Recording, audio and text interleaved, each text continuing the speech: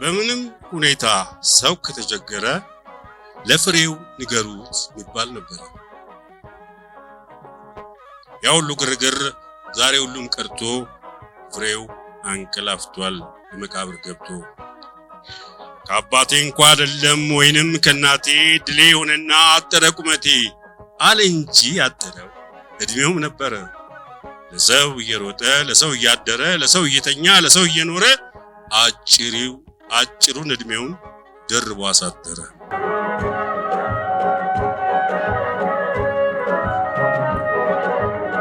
ተፈሪ በግጥሙ ጨረሰው እንጂ የጋሽ ፍሬውን ማንነት። ጋሽ ፍሬው ኪነ ጥበብ እንዲከበር በመላ ኢትዮጵያ እንዲከበር ከፍተኛ አስተዋጽኦ ያደረገ ሰው ነው። እድል የሆነና የጭንቅ መከራ አልመሰገንም ምን ጥሩ በሰራ አወየን የእድል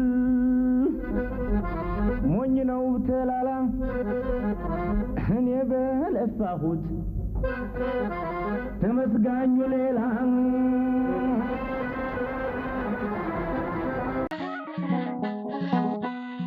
ኑኑ የጨቅላ ፀሐይ ደስ ይለኛል ከመጥፎ ሀሳብ ፍቅርሽ ይገታኛል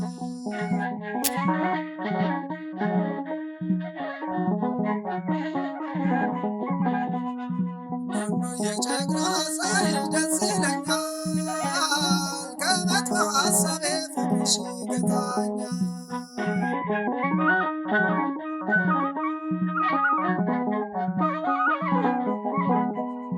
የወለድኩሽ ልጄ የሥጋዬ ክፋይ አንቺን ባየው ጊዜ እላለሁኝ እፎይ ደግሞም ደስ ይለኛል ስትይኝ አባባ ሚስቴ በወለደች ደርባ ደራርባ ኑኑ የጨቅላ ፀሐይ ደስ ይለኛል ከመጥፎ ሀሳቤ ፍቅርሽ ይገታኛል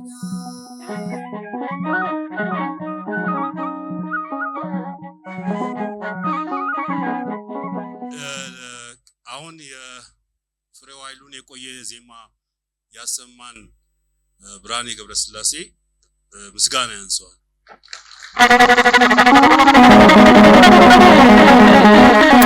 እናመሰግናለን ብርሃኔ። ፍሬው ኃይሉና ዳዊት ፍሬውን በጣም አውቃቸዋለሁ። በምን አጋጣሚ እንደሆነ አላቅም፣ ሁለቱም በጣም ይቀርቡኝ ነበር። ፍሬው እንዳጋጣሚ ሆኖ ማለት ነው። ፍሬው ያወቅኩት የአገር ፍቅር ቲያትር የጎልድ ሜርኩሪ ተሸልሞ ጎልድ ሜርኩሪ በዓልን ለማክበር ሀገር ፍቅር ሲመጡ ገናኛ መግቢያችን ነው። እነ ኪሮስ እንኳን ገና አልተመረቁም፣ እኛ መግባታችን ነበረ እና እዛ ላይ የሚቀርበውን ዝግጅት ታሪክና ማዕከል ላይ ማገናኛውን ነገር ትረካ እንድሰራ ጌታቸው አብዲ መድቦኝ ነበር። ዝክረ ኪነ ጥበብ ተብሎ የተጀመረው ያኔ ነው ማለት ይቻላል፣ ግን ያኔ የሚቀጥል አልነበረ። ለዛ ቀን በዓል ብቻ ዝክረ ኪነ ጥበብ ቀረበ እና ቲያትሩ ማዕከል ሙዚቃ ይቀርባል። ከዛ ሌላ ቲያትር ኤክስትራክት እና ቲያትር ነው የሚቀርበው። በዛ ዝግጅት አስተባባሪው ፍሬው ኃይሉ ነበር እና ከፍሬው ኃይሉ ጋር ስራ ታለኝ። ፍሬው ኃይሉ ጋር ስንሰራ ያኔን የተግባባ ነው። ከፍሬው ጋር ከብዙ ሰዎች ጋር ከብዙ አንጋፋ ሰዎች ጋር ያስተዋወቀኝ ያኔ ነው። ፍሬው ኃይሉን በደንብ ያወቅኩት ያኔ ነው። ፍሬው ኃይሉ ከብዙ ሰዎች የተሻለ ዕውቀት ነበረው። ማለት ዕውቀት ያስታውስ ነበር። ይሄ የማን ድርሰት ነው፣ ይሄ የህዝብ ነው፣ ዜማውን ያወጣው ገሌ ነው፣ ይሄ የህዝብ ዜማ ነው፣ ግጥሙን የጻፈው ይሄ ነው እያለ ይነግረኝ የነበረውና ያን ታሪክ እንድጽፍ የረዳኝ ፍሬው ነበር። ያ በዓል ካለቀ በኋላ እናፍጥነውና አለቀ በኋላ ብዙ ጊዜ እዚህ አልቆይም ነበር። ሬዲዮ ሄዳለሁ፣ ማዘጋጃ ቤት ሄዳለሁ። ለምንድነው አንተ ግን አገር ፍቅር አትቆይም? ይልቆይ ከመት ጋሽ ፍሬው ስለው ምን አለና ወዲያውኑ ከቁልፍ ውስጥ የቢሮውንና የስልኩን ቁልፍ ሰጠኝ። ይሄ ቢሮ ያንተ ነው፣ እኔ አንተ ስፈልገው ቢሮውን ካንተ ወስዳለሁ ብሎ የስልክ ቁጥሩን የስልክ ቁልፉንም ቁልፍ ይቆለፍ ነበር ያኔ ስልክ እና እሱንም የዛ ቢሮ አባል ያደረገኝ። በኋላ ቢሮውን ደግሞ ለደበበ ሲለቅለት በዛው እዛ ቢሮ ቀረው። በኋላ ኪሮስ ሲመጣም ተዳበለን ማለት ነው። በዛ ነው ማቀው እና በጣም ጥሩ ሰው። ከዛ በኋላ ዳዊት እንዲታወቁት ዳዊት እንደውም ያዕቆብን ነው እንጂ ጋሽ ፍሬው ዳዊትን ብዙ ጊዜ ይዞት ሲመጣ ትዝ አይለኝ። ስለዚህ ዳዊት ደግሞ የሼራተን በዓል ሲከበር ሙዚቀኛና ኳየር ለመመልመል አዘጋጁ አባተ ነው፣ እኛ ረዳት ነበርና አብረን ያሬድ ስንመለምል ሰዎች ተዋወቀኝና እኔ እኮ የፍሬው ኃይሉ ልጅ ነኝ አለኝ። ያኔ ይማር ነበር። ከዛ ወሰድኩና ለአባተ መኩሪያ አዘጋጀው። ምንድነው የምታጥኙ ምናምን አለው። ማሲንቆ እንትን ማይነር አደርጋለሁ ምናምን አለው። ከዛ የማሲንቆ አስተባባሪ አድርገው ፓራድ ላይ የማሲንቆ ፓራድ እንዲኖር አደረገ። ያኔ ሸራተን ሲከፈት እና በዛ ነው የምታው። ከዛ ጊዜ በኋላ ለብዙ ጊዜ ይሄንን ዝም ብሎ ለማያያዝ ያህል እንዴት አወቅኳቸው ለማለት ነው።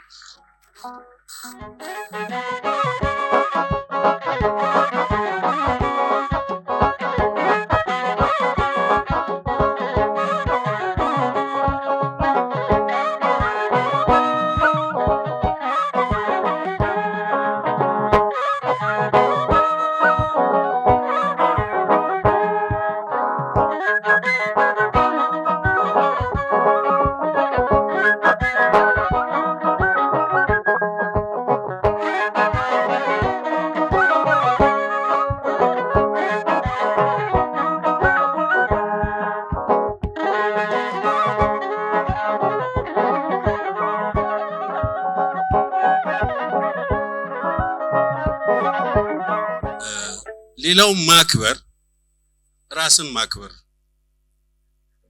እና ጥሪውን ተቀብላችሁ ይሄን በዓል ለማክበር ለመጣችሁ እጅግ ትልቅ ክብር እንዲሰማችሁ ፈልጋለሁ። እናመሰግናችኋለን። ዛሬ ጊዜ ጨው በሆነበት ጊዜ ይሄን ጊዜ ሰውታችሁ መምጣታችሁ ትልቅ ነገር ነው። ብዙ ቦታ ላይ ብዙ ድግስ ተደግሶ ሰው አልባ የሚሆንበት ጊዜ ስላለ ምን ልበልህ ለድምፃዊ ፍሬው ኃይሉ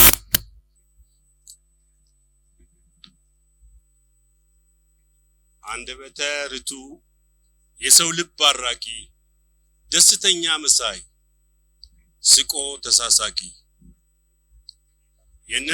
የነኑንዬ አባት ፍሬው ብዙ ያፈራ ለሕዝብ የዘፈነ ለሀገር ያቅራራ የሁሉም ተላቂ የሁሉም አገልጋይ ትልቁን ትንሹን አክባሪ ጋሼ ባይ ዋስ ጠበቃ ነበር ጉዳይ አስፈጻሚ የዚህም የዚያም ቤት ችግር አስተማሚ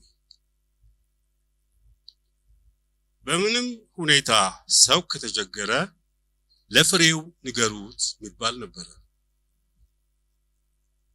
ያው ሁሉ ግርግር ዛሬ ሁሉም ቀርቶ ፍሬው አንቀላፍቷል በመቃብር ገብቶ ከአባቴ እንኳ አይደለም ወይንም ከናቴ ድሌ ሆነና አጠረ ቁመቴ አለ እንጂ አጠረው እድሜውም ነበረ ለሰው እየሮጠ ለሰው እያደረ ለሰው እየተኛ ለሰው እየኖረ አጭሩን እድሜውን ደርቦ አሳደረ። ቤት አልከራይም አውቃለሁ ጉዳቴን ይዤው ዞራለሁ ሱቀን በደረቴ ብሎም ቢል ብሶቱን ለሰው ቤት ሰራ እንጂ ቤት አልሰራም ፍሬው አውቆታል ጉዳቱን እንዲህ ባጭር እድሜው በሞት መለየቱ። ፍሬው በምን ታማ ፍሬው ምን ተባለ ራሱን ጎዳ እንጂ ሌላ ሰው በደለ? እንዴት ብዬ ላንሳው? ስምህን ምን ብዬ በምን ላሞግስህ? በምን አባብዬ? የግጥም ደራሲ የዜማ አባወራ በዘፈን ያደገ የዘፋኞች አውራ የችግር መፍትሄ የቀን ደራሽ የትልቅ ትንሹ ልዑክ ጉዳይ ጨራሽ ብዬም ብል ያንሰኛል። ቃላት አይችሉም። ሞገስ ምስጋናዬን ያበላሹብኛል። የውሸት ፍርደዳ ያስመስሉብኛል። ፍሬው ፍሬዎችህ ያብቡልህ እንጂ ፍሬው ፍሬዎችህ ፍሬ ያፍሩልህ እንጂ እኔ ምን እላለሁ? ምንም አልልህም። የሰው ልጅ ውዳሴ አመረቃም ብለን ቀደም ባለው ጊዜ አንድ ግጥም ጽፈንለት ነበር። ከዚህ በመቀጠል ለምስክር የሚሰጡ ጥቂት ሰዎችን እጋብዛለሁ። ብዙ ሰው ሊመሰክርለት ይችላል። ፍሬው ከዳዊትም ግን ተመሳሳይ ጥቂት ሰዎች ብመርጥ ጥሩ ነው ብዬ አሰብኩ። በመጀመሪያ ልክ እንደ ፍሬው ቤተሰብ ከዋርካ ስር አድገው ሌላ ዋርካ የፈጠሩ ቤተሰቦች መሃል የተፈራ ካሳም ቤተሰቦች ብጋብዝ ጥሩ ነው ብዬ በመጀመሪያ ድምፃዊ የተፈራ ካሳ ፍሬ ልጋብዝ። ምስክርነትን ስትስቲ በቅድሚያ ይህን ፕሮግራም ላዘጋጃችሁ ቤተሰቦቹና የቅርብ ወዳጆቹ በሙሉ አክብሮቴና ምስጋናዬን ላቀርብ እወዳለሁ። እኔ እንኳን ጋሽ ፍሬውን በጣም በልጅነቴ አንድ ቀን ያየሁት እዚህ ሀገር ፍቅር ዝግጅት ነበርና የኛና የጥላሁን የቤተሰቦች ዝግጅቱን ለማየት ተፈለገና ጥላሁን ይላከን ጋሽ ፍሬው ብላችሁ ሂዱና እሱ ያስገባችኋል ተባልን። መጣን ጋሽ ፍሬው ጋራ የመጀመሪያውን ሮድ በመጀመሪያውን ወይ መንበሮች በሙሉ ለኛ እና ተፈራ ቤተሰብና ለጥላሁን ቤተሰብ ተሰጥቶ ፕሮግራሙን ታደመን። የዛን ቀን ብቻ ነው ጋሽ ፍሬውን ያየሁት እና ብዙም ዳዊት ግን ከጓደኛም በላይ ወንድሜ ነው። በጣም በብዙ ነገር እንገናኛለን። እንደ ሙያ ዳዊት ብቁ ሙያተኛ ነው። የተማረ ሙዚቀኛ ነው። በጣም ብቁ ሙያተኛ፣ እንደ ጓደኛ ደግሞ በጣም ቅርብ ነን። በጣም ወንድም ነው። ዳዊት ከክላርኔት ብቻ ሳይሆን ክራርንም ጥሩ አድርጎ የሚጫወት ሙያተኛ ነው። በክላርኔቱ ደግሞ የአባቱንም ሆነ ሌሎችን ሙዚቃዎችን አይ ቲንክ 2-3-4 ሲዲዎች ያሉት ይመስለኛል አሳትሞ የዛኛውን ትውልድ ከዚህኛው ትውልድ በስራዎቹ ያገናኘ ብቁ ሙያተኛ ነው። እዚህ ጋር ቆሜ ስለሱ እንድናገር እድልም ስለተሰጠኝ እጅግ ከልቤ አመሰግናለሁኝ። አሁንም ወደፊትም ዳዊትንም አባቱንም እንዘክራለን፣ እናስታውሳለን። አመሰግናለሁ። ቅድም ያነበብኩትን ግጥም ያለበትን አንድ የግጥም መጽሐፌን ሳሳትም አብሮ ሲዲ ላሳትም አልኩና በራሴ ድምጽ ብቻ ያው ምን ችግር አለው ድምጽ አለኝ ብዬ ግጥምም ላነብ ሲዲ ያወጣለሁ ስል እኛ ያያለን በጭራሽ አይደረግም ብሎ ሙዚቃ መታጀብ አለበት ብሎ ጓደኞቹንም አስተባብሮ ሲዲ የግጥም ሲዲ ሙዚቃ እንዲኖረው ያደረገው ደግሞ ዳዊት ፍሬው። ስለዚህ ሁለቱም ጋር አክብሮት እንዳለኝ ሁሉ የሁለቱም ውለታ አለብኝ ማለት ነው። ከዚህ በመቀጠል ደግሞ ምስክርነት እንዲሰጠን የምጠይቀው ኃይሉ ጸጋዬን ነው። ኃይሉ ጸጋዬን አላየሁትም። ቅድም ካለ ጋሽ ኃይሉ ደግሞ እስቲ እባክህ ምስክርነትን ስጥ። እንደምን አላችሁ? እዚህ ጋር ወጥቶ ለማውራት ትንሽ ጥንካሬ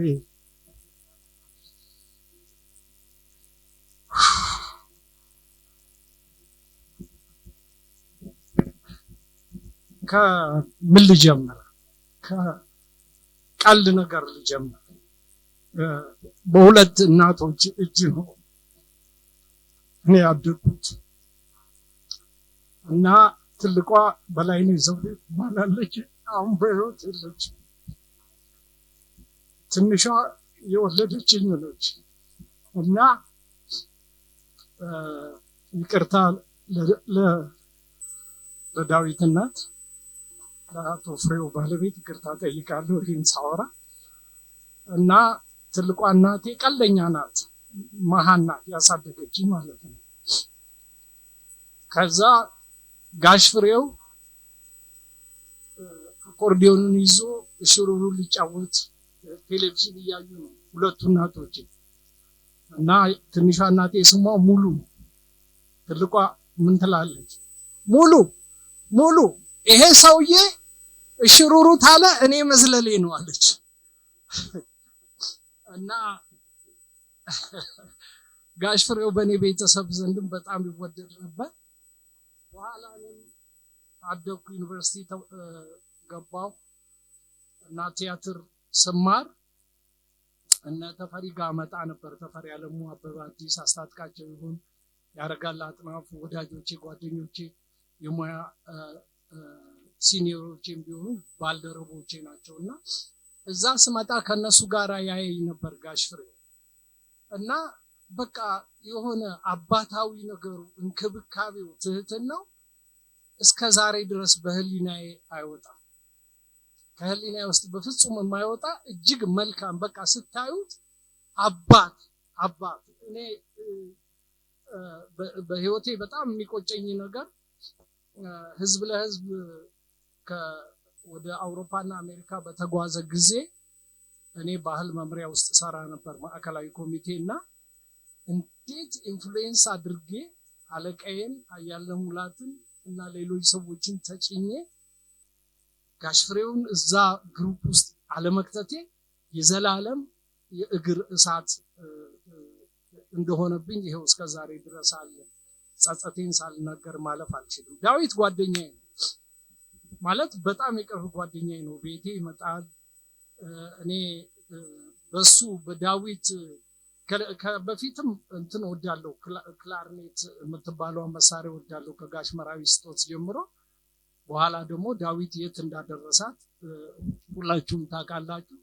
እዚህ ፎቶግራፍ ይሄንን ሳይ ፖስተር ሳይ ትንሽ ቅር ያለኝ ምን ነው ዳዊት ሁል ጊዜ በአረንጓዴ ቢጫ ቀይ ወይ ራሱን ወይ ችን ክላርኔቷን ይጠመጥማታል። እሱ ምን ይላል? ክላርኔትን ኢትዮጵያዊ አረጋታለሁ እያለ ሲታገል የኖረ ድንቅ አርቲስት ነው። እኔ የሚጫወትበት 4 ኪሎ የሚጫወትበት ቦታ ሄጄ አንድ አምቦሃ ይዤ ቁጭ ብዬ እሱ አምባሰል ካልተጫወተልኝ አልወጣም ነበር ከዛ ከቤትና በተለያዩ የኔ በልደቴም 60ኛ ዓመቴንም ሳከብር ተገኝቶ ተጫውቶልኛል። ታናሽ ወንድሜ የምታውቁት አዶኒስ ወይም አድነው ወንድራድ የሱም ሙት ዓመት ሲከበር እናቴን ብሔራዊ ቲያትር አጅቦ በክላርኔቷ መጥቷል። ብዙ በጣም ብዙ ጓደኛዬ ነውና ከሁሉ ነገር ማልረሳው አንዴ ከጓደኞቼ ጋር ሆኜ ወደ ቁልቢ ገብርኤል እሄድ ነበርና ትሄዳለህ ሆይ አልኩት። እንዴ በጣም ደስ እያለኝ አለ። ክላርኔቷን ያዘ፣ ክራር ያዘ። በቃ ክራሩን ከመኪናው ኋላ ሆኖ እየመታ ድሬዳዋ ገባን። ከዛ ኋላ ተመልሰን ቁልቢ ገብርኤል ተሳለምን እና በኋላ ያለባቸውን 11ኛ ሙት ዓመት አብረን አከበርን። ምንድነው የማልረሳው ነገር ባገኘኝ ቁጥር አንተ እኮ ገብርኤል ፊት ያቆምከኝ ነኝ ይለኛል። እና ይሄ ከሆዴ አይወጣም። በአብርሃም ሊንከን ንግግር ልስጋ። አብርሃም ሊንከን በ1864 ጌትስበርግ የሚባል ቦታ ላይ አንድ ስፒች አድርጎ ነበር እና በሰው ልጆች ታሪክ ከኢየሱስ ክርስቶስ በቀር እንደዛ አይነት ምርጥ ንግግር ያደረገ የለም ይባልለታል። ኢየሱስ ክርስቶስ በገሊላ ያደረገውን ማለት ነው። እና ጌትስበርግ ስፒች ነው የምትባለው። ስለሞቱ ሰዎች ነው የዩኒየን ሶልጀሮች መታሰቢያ ሲያቆሙ ነው። ምን አለ? መታሰቢያ ማቆም ለኛ አሁን ላለ ነው ለሞቱት አይደለም። ምክንያቱም እነሱ ስራቸውን ሰርተው ጨርሰው ሄደዋል። እኛንን ብዙ ስራ የሚቀረን ብሏል። ፍሬው ኃይሉንና ዳዊት ፍሬውን እንዴት ነው ኢትዮጵያ የምታካቸው? አመሰግናለሁ።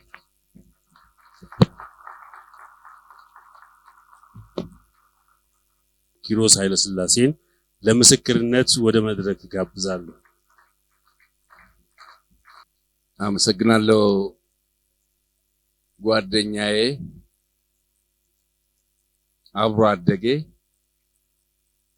ብሎም አብሮ አርጀቴ ተፈሪን በጣም አመሰግናለሁ። አብሮ አርጀቴ ይባላል። ዛሬ ጋሽ ፍሬውንና ልጁን ፍሬውን ዳዊትን ለማክበር እዚህ ስለመጣችሁ እጅግ በጣም አመሰግናለሁ። እኔ ሁለቱንም አባትና ልጅ በደንብ ነው የማውቃቸው። እኔና ተፈሪ እኩል ነው ማለት ይቻላል የምናውቃቸው። ጋሽ ፍሬውን ማቀው እኔ ከዩኒቨርሲቲ መጥቼ ተፈሪ በአንድ አመት ቀድሞኝ ቢሮ ተረክቦ የቢሮ ባለቤት ሆኖ በጋሽ ፍሬው አማካይነት ተፈሪም ወግ ደርሶት እኔን ለማዳበል እድል አግኝቶ በፍሬው ምክንያት ነው ሁሉ እና ጋሽ ፍሬው ሁለታችንን እጅግ የበለጠ ከሌሎች በተሻለ የወደንና ያደንቀን ያከብረን ነበርና በስማችንም አይደለም ይጠራል። ዩኒቨርሲቲ ኮልጆ ነው የሚለን እንደ ቅጽል አድርጎ ከዩኒቨርሲቲ የመጡ ልጆች ለማለት ነው። ዩኒቨርሲቲ ኮልጆዎች እንዴት ናችሁ? እንዴት እየሄዳችሁ ነው የሚለው። እንዴት እያደረጋችሁ ነው የሚለው። አንድ ቀን የማይረሳኝ ጋሽ ፍሬው ጥሮታ ሊወጣ አዝማሚያ የሆኑ የኮሚሽን ስራዎች ይሰራ ነበር። ሁሉ ጊዜ ነው ይሄን ነገር የምናገረው። ሁሌም የማዝነው ነገርም በዚሁ ነው። ፍራንክ ማግኘት ጀምሮ ነበር። ፍራንክ ግን ለወይዘሮ ዘነበች የሰጣት አልመሰለኝም። ያንን ከሚያገኘው ኮሚሽን ውስጥ ሰው ጋር አስቀምጦት በዛው ቀልጦ የቀረ ይመስለኛል። ይሄ ያሳዝነኛል። እኔ ለጋስ ነው፣ በጣም ጀነረስ ነው፣ የዋህ ነው። ሰው ሲቸገር አይወድም ጋሽ ፍሬው። ስለዚህ ወይ አንዱ ልነግድበት ወይም ልስራበት ብሎ ለአንዱ ሰጥቶት በዛው ቀርቷል። ያም ሆኖ ይሄ ግን ገንዘቡን ተቀብሎ ሲመጣ እዚህ ግቢ ሜዳ ላይ ያገኘንና 10 ብር ሰጠኝ። ያኔ እኛ 500 ብር ነው ደሞዛችን። ከዩኒቨርሲቲ የሚመጣ ሰዎች 500 ብር ነው የሚከፈለን። 10 ብር ሰጠኝና ስጋ ብሉ አንተና ጓደኛ ብሎ ያኔ 1 ኪሎ ስጋ 5 ብር ከ50 ነው። ልጆቼ ይሄንን ስነግራቸው ተረት ነው የምትነግረን ነው የሚሉኝ። አያምኑም። በ5 ብር ከ50 1 ኪሎ ስጋ ይገዛ እንደነበር አያውቁም። እኛ 10 ብር ጨምረን 4 ሆነን 2 ኪሎ ስጋ ገዝተን ያኔ ደግሞ ሚዛን የለም።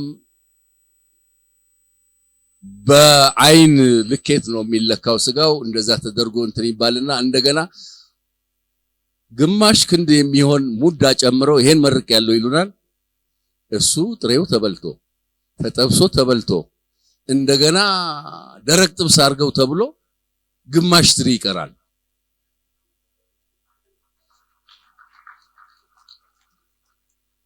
ያኔ ደግሞ ቴካው የሚባል የለም። ያው የጎዳና ተዳዳሪዎችም ቢሆኑ የሚሰጣቸው አያጡም። እዛው አይናችን እያየ ጥለነው እንወጣለን። እና ጋሽ ፍሬው በሰጠን 10 ብር አንድ ቀን ቪኖ በኮካም ጠጥተን ሞቅ ብሎን ወጥተን ጋሽ ፍሬው እናመሰግነዋለን። ሁሌም እንዲሰጠን እንፈልግ ነበር። ለምን? ቡራኬ ነው፣ በረከት ነው የጋሽ ፍሬው ስጦታ እንጂ 500 ብር ደሞዝ ብዙ ነው ያኔ። ተፈሪ በግጥሙ ጨረሰው እንጂ የጋሽ ፍሬውን ማንነት ጋሽ ፍሬው ኪነ ጥበብ እንዲከበር በመላ ኢትዮጵያ እንዲከበር ከፍተኛ አስተዋጽኦ ያደረገ ሰው ነው።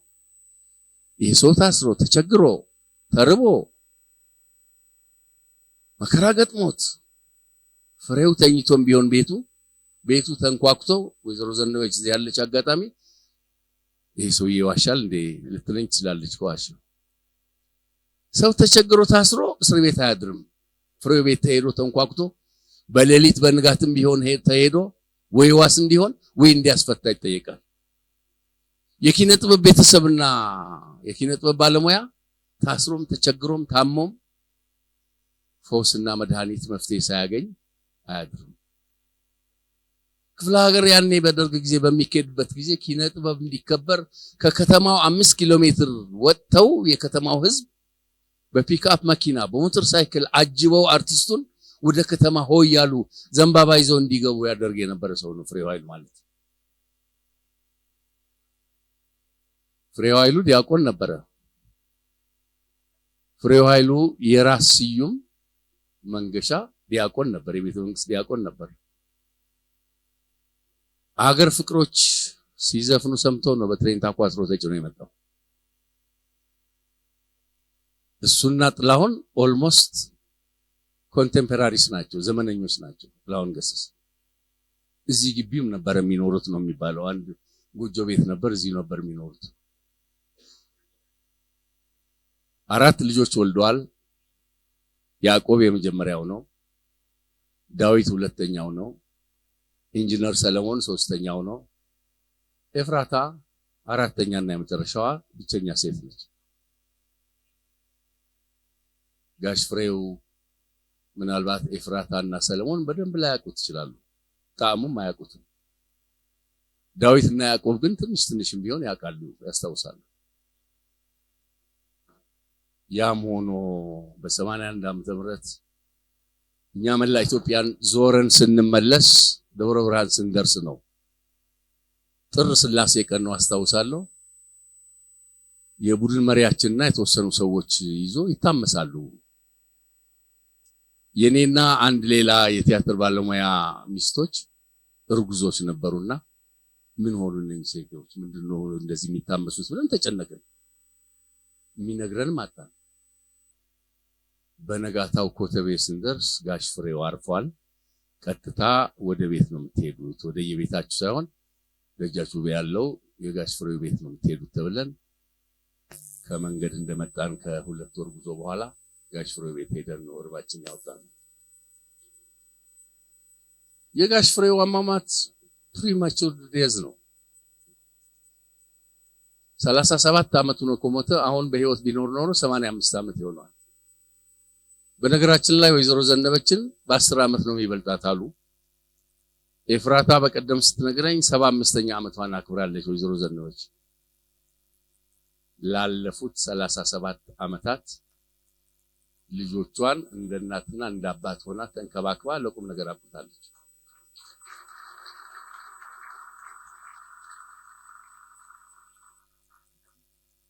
ጋሽ ፍሬው ያልሰራው ነገር የለም። ገጣሚ ነው፣ የዜማ ደራሲ ነው፣ አሬንጀር ነው፣ የአኮርዲዮን ሙዚቃ መሳሪያ ተጫዋች ነው፣ መሰንቆ ማነው ክራር ተጫዋች ነው፣ አንደበተ ርቱዕ ነው ጋሽ ፍሬው።